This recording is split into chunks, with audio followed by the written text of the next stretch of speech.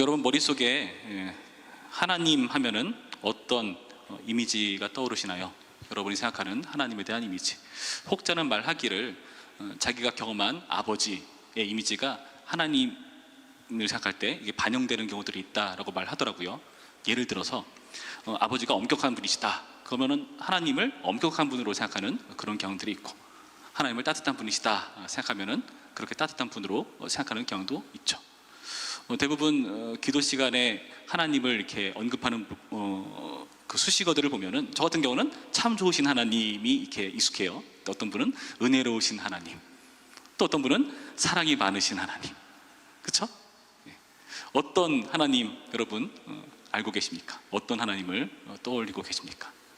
그 주일학교 아이들을 가르치다 보면은 하나님의 이미지하면은 그냥 하얀 수염 가지시고 뭔가 허허 그러시면서 우리 다 받아주실 것 같고, 그런 따뜻한 이미지의 하나님을 그리지 않나, 그런 생각도 가져봅니다. 그러나 예레미야를 읽으면서 우리가 보는 하나님은 정말 우리가 생각하는 그런 하나님의 모습과는 좀 거리가 멀어 보일 때가 있어요. 오늘 보여주시는 하나님 어떤 하나님일까요? 보시면은 굉장히 뜻밖의 하나님이라는 것을 보여줍니다. 10절 말씀 보시면 내가 이르되 슬프도소이다. 주 여호와여, 주께서 진실로 이 백성과 예루살렘을 크게 속이셨나이다. 어떤 하나님이요? 속이시는 하나님. 여러분 어떻게 생각하십니까? 속이시는 하나님. 믿었던 사람한테 이렇게 배신당하면 더 그 상처가 크죠. 하나님이 속이신대요. 누구의 입에서 나온 말입니까? 예레미야의 입에서. 하나님 속이시는 분이십니다. 어떻게 우리한테 이러실 수가 있습니까? 그런 탄식을, 그런 한탄을 예레미야가 하고 있는 거예요. 여러분이 생각하는 그 하나님의 이미지가 깨질 수도 있습니다. 우리 하나님 속이시는 하나님, 어떻게 생각하십니까? 너무한 하나님 같지 않습니까? 이 하나님을 예레미야는 지금 어떻게 소개하고 있는가? 5절부터의 말씀 보시면은 뭐라 되어 있죠? 너희는 유다에 선포하며 예루살렘에 공포하여 이르기를 이 땅에서 나팔을 불라. 나팔을 분다는 것은 무슨 큰일이 일어난다는 거죠. 전쟁과 관련된 악기잖아요. 또 크게 외쳐 이르기를 너희는 모이라 우리가 견고한 성으로 들어가자 하고. 견고한 성을 왜 들어가야 할까요? 6절 말씀 함께 있습니다. 6절 시작. 시온을 향하여 깃발을 세우라. 도피하라. 지체하지 말라. 내가 북방에서 재난과 큰 멸망을 가져오리라. 여러분 하나님께서 어떤 하나님이십니까? 재난과 큰 멸망을 가져오시는 하나님. 그래서 견고한 성에 숨어들어야 돼요. 그러니까 하나님께서 예레미야를 통해서 지금 도피 명령을 내리신 거예요. 너네 빨리 숨어라. 내가 재난과 큰 멸망을 가져온다. 여러분 여기 나타난 재난과 큰 멸망이라는 표현을 창세기와 연관지어 생각해 보면은 굉장히 큰 의미입니다. 재난이라는 것은 여기 원래 의미는요 악이란 뜻이에요. 악은요 선과 반대되는 개념입니다. 여기 나타난 멸망시킨다는 것은 창조와 반대되는 개념이에요. 생각해 봅시다. 하나님께서 세상을 창조하시는 하나님이세요. 근데 오늘 나타난 본문에서는 세상을 멸망시키시는 하나님. 세상을 선하게 창조하시는 분이신데 그걸 보시고 보기 좋다 말씀하시는 분이신데 선이 아니라 악으로 세상을 바꿔버리시는 그런 하나님의 모습, 그런 하나님이 선포되고 있다는 겁니다. 구체적으로 어떤 일을 통해서인가 하면은요, 여러분 7절 말씀 볼까요? 사자가 그 숲에서 올라왔으며 나라들을 멸하는 자가 나왔을 때. 사자가 어떤 존재인지 잘 모르겠지만 분명한 것은 나라들을 멸하는 자라는 건 알 수 있죠. 그 사자가 나와서 내 땅을 황폐하게 하고 이미입니다. 이미 아직이 아니에요. 이미 그의 조소를 떠났은 즉 내 성읍들이 황폐하여 주민이 없게 되리니. 벌써 출발했어요. 멸망시키려고요. 이제 너네는 황폐해져서 주민이 없게 될 것이다. 이렇게 무시무시한 사자라는 동물의 이미지로 우리 가운데 보여주고 있죠. 11절 말씀 보시면 그때의 백성과 예루살렘에 전할 자가 있어서 뜨거운 바람이 광야에 있는 헐벗은 산에서 내 딸 백성에게 불어온다 하리라.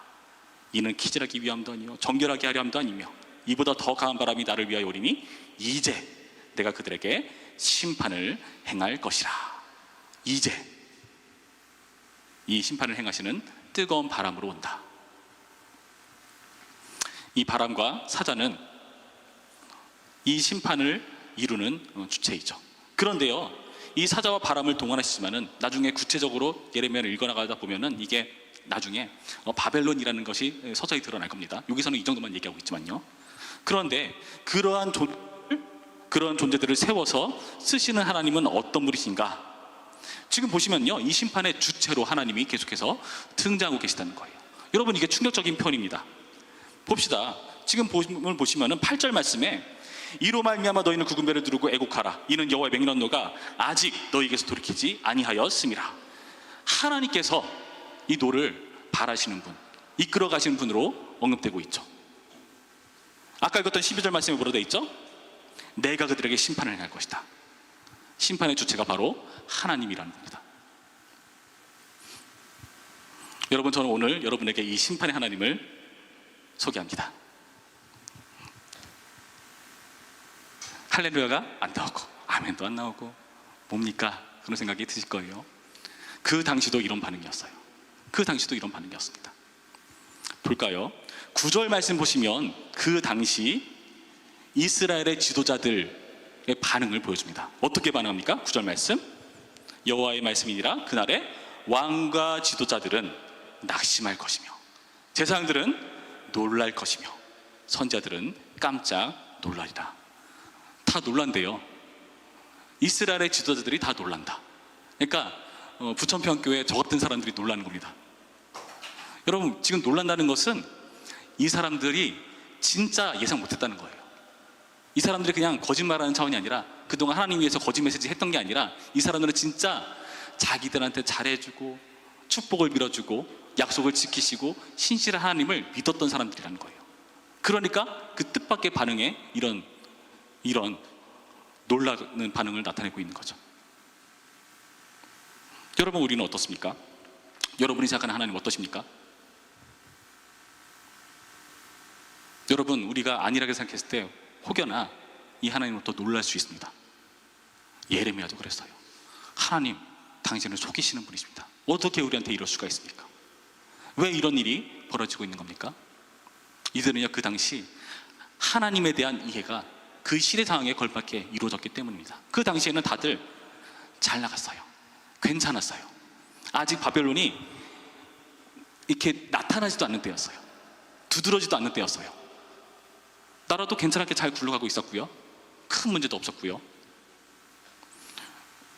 요즘 시대를 보면은 과거의 청년들과 지금의 청년들은 다르잖아요. 어떤 분에서 다를까요?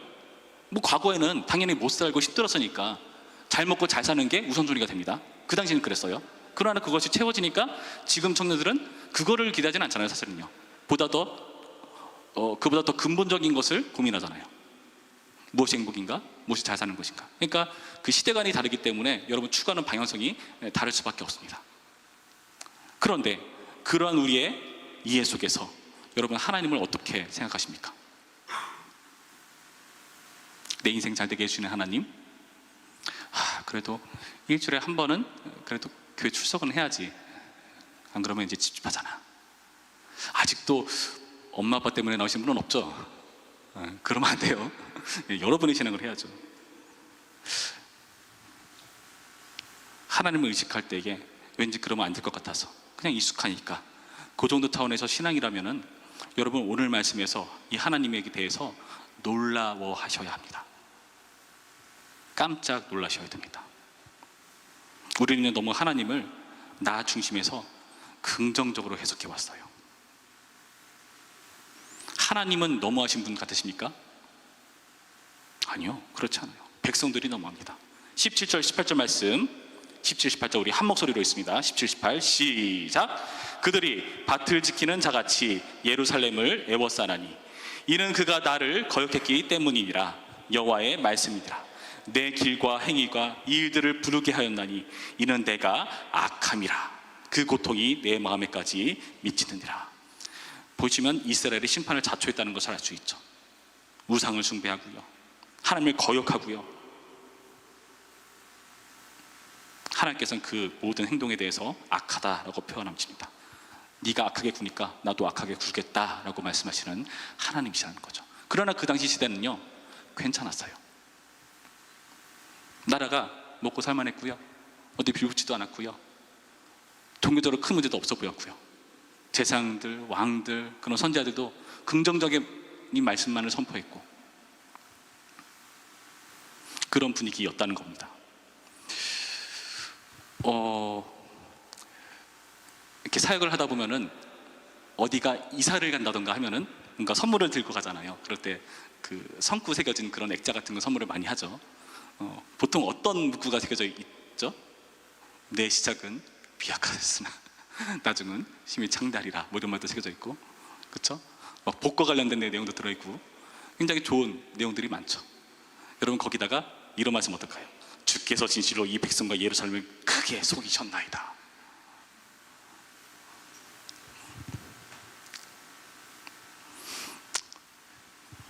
다들 놀라워한다는 겁니다.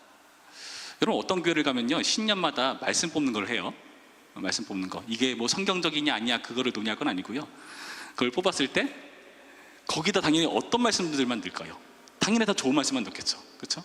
근데 그걸 뽑아가지고 오늘 올해 나한테 주시는 말씀, 글쎄요, 하나님이 진짜 그 말씀을 그 사람한테 줬는지는 잘 모르겠어요. 이렇게 막 손을 넣었을 때 성령께서 막 역사하셔가지고 막 그게 막 확 움직여서 손을 확 움켜잡게 해서 딱 꺼냈는데 이게 나한테, 글쎄요, 그런 사람 여러분 없죠? 괜히 자다가 하나님 나한테 뭐라 하시지? 성경책 탁 펼쳐서 첫 나오는 그거 보시고 하나님 나한테 그럴 수도 있겠지만은 대부분 그렇게는 안 하시지 않겠어. 긍정신학이 만영한 경우도 많습니다. 무조건 우리를 잘되게 하시는 하나님, 그렇지 않으면 환영받지 못하는 그런 하나님. 여러분, 그런 시대 분위기라면요, 당연히 이 하나님을 대해서 놀랄 수밖에 없다는 겁니다. 하나님이 너무한 게 아니라 이 사람들이 너무한 겁니다. 이 사람들은요, 하나님을 바꿔버렸어요. 나한테 싫은 소리 하는 사람 싫어, 난 나한테 싫은 사람이랑만 어울 거야. 그래서 하나님을 긍정적인 분으로만 묘사를 하는 거죠.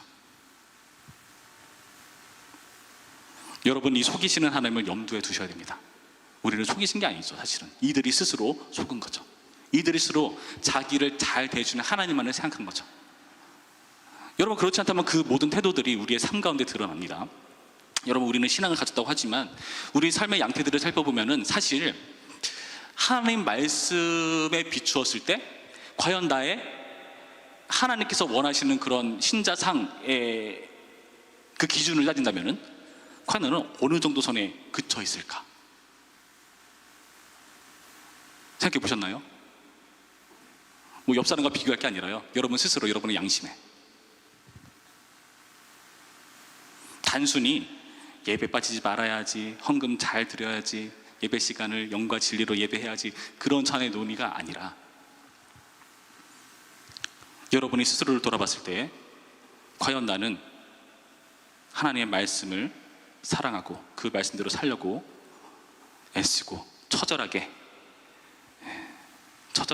치열하게 살아가고 있는가? 여러분, 이것을 고민해 보셔야 한다는 것입니다. 예레미야도 놀랄 정도의 하나님이시라는 거죠.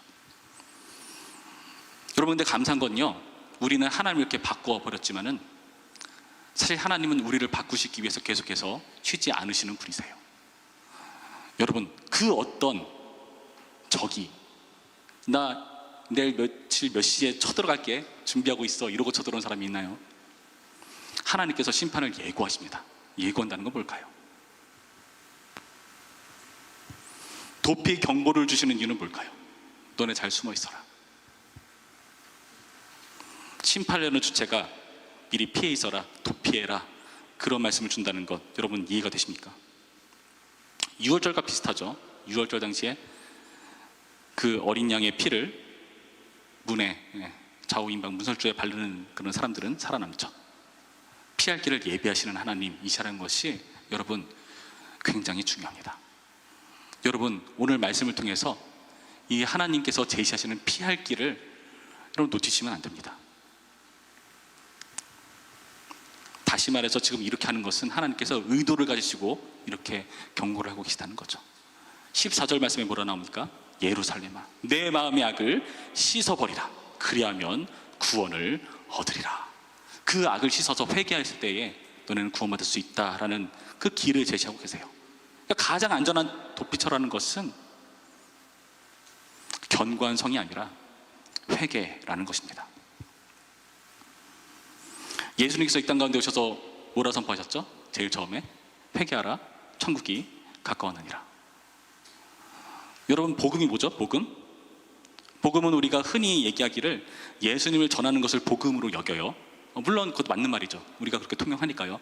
그런데 성경이 말하는 복음은 그런 의미로 쓰이지 않더라고요. 성경이 말하는 복음은 앞에 전제되는 게 있습니다. 천국 복음이에요. 회개하라, 천국이 가까웠느니라. 이게 바로 천국 복음입니다. 놀랍죠? 축복을 누리라, 천국의 기쁨 가운데로 나와라가 아니라 회개하라로 시작해요. 왜일까요? 천국이 뭔데요? 천국은요, 보다 정확한 뜻은 하나님의 왕국이에요. 왕국은 뭐죠? 민주주의 나라랑 다릅니다. 왕국은요, 왕이 통치한 나라입니다. 민주주의 시민들이 하죠, 그렇죠?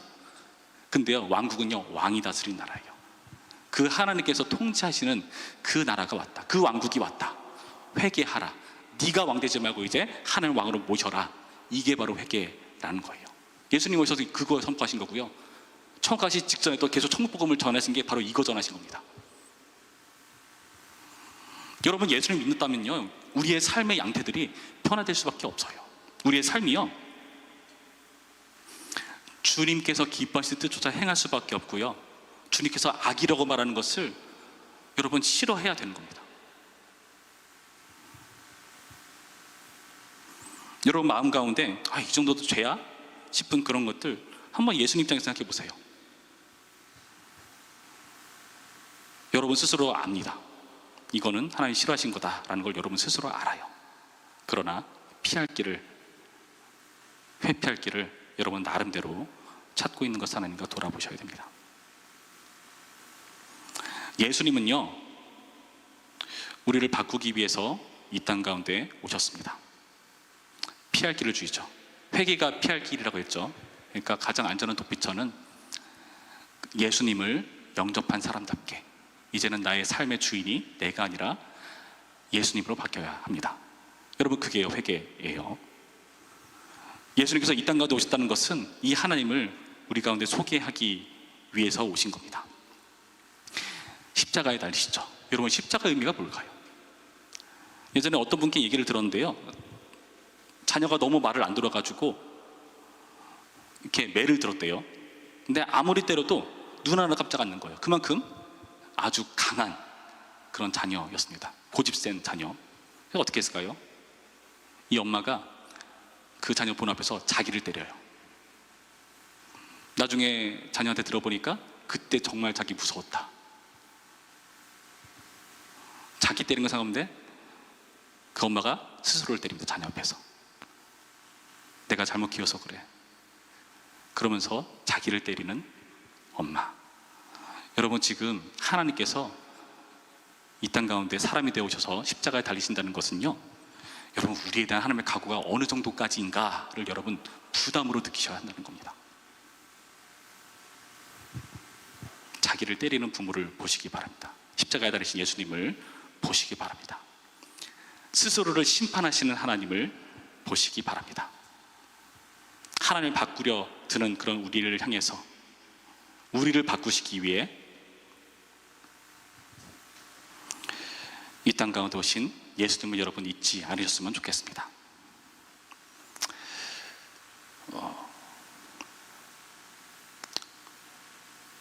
돌이키지 아니하시는 하나님, 8절의 표현에 나와 있죠. 너에게서 돌이키지 아니하였느니라. 그 맹렬한 노가 돌이켜지지 않았다라고 말합니다. 여러분, 돌이키지 아니하시는 하나님은요, 돌이키지 않는 우리에게서 비롯되었다는 사실을 여러분 명심하셔야 됩니다. 부디 회개로 돌이키시고 여러분의 삶을 바꾸시기 바랍니다. 여러분, 수동적으로 하지 마세요. 여러분, 우리가 좀 치사할 때가 있어요. 기도를요 되게 얄밉게 기도해요. 하나님, 요즘 내가 너무 피곤해요. 피곤하지 않게 해주세요. 스스로 잠을 일찍 자거나 체력을 보충하거나 해야죠. 하나님, 제가 너무 게을러졌어요. 게으르지 않게 해주세요. 그게 뭐예요? 본인이 게으르지 말아야죠. 자기는 바뀌기 싫으면서 하나님께 어떻게 해달라라고 처리해버리는 그런 태도로 우리 신앙 그렇게 하지 맙시다. 우리가 바뀌어야 됩니다. 우리를 위해 바뀌신 그 성육신하신 예수님을 생각하시면서 우리가 바뀌어야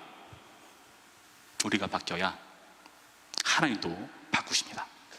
여러분, 이 말씀을 받으시면서 우리에게 있어서 속이시는 하나님이 아니라 신실하신 하나님을 되찾는 그런 시간이길 바랍니다.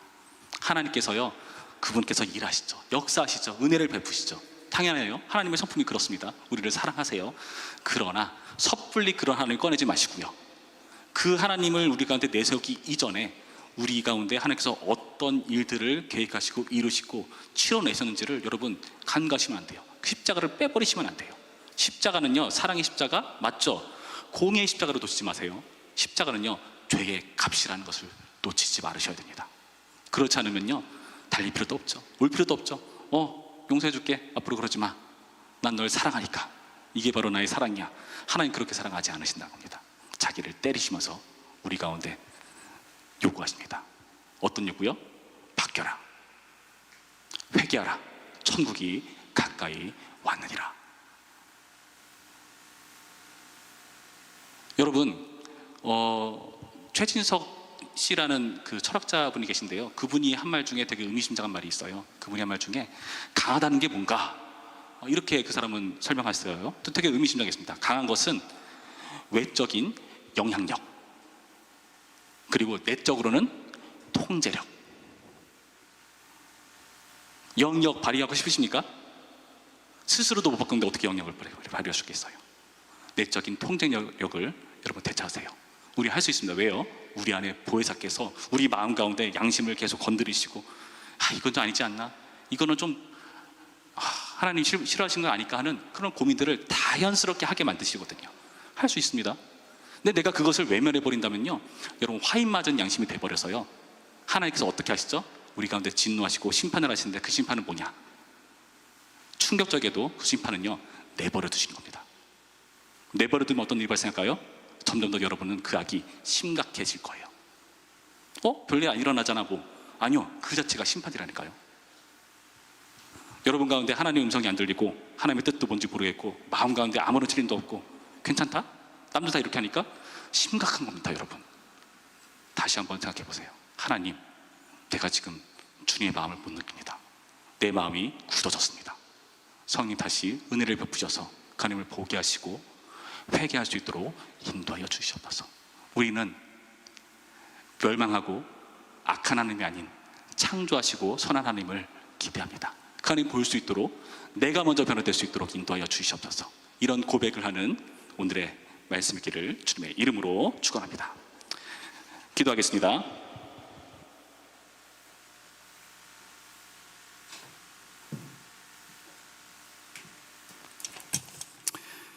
참 좋으신 하나님, 우리가 오늘의 말씀을 통해 뜻밖의 하나님을 봅니다.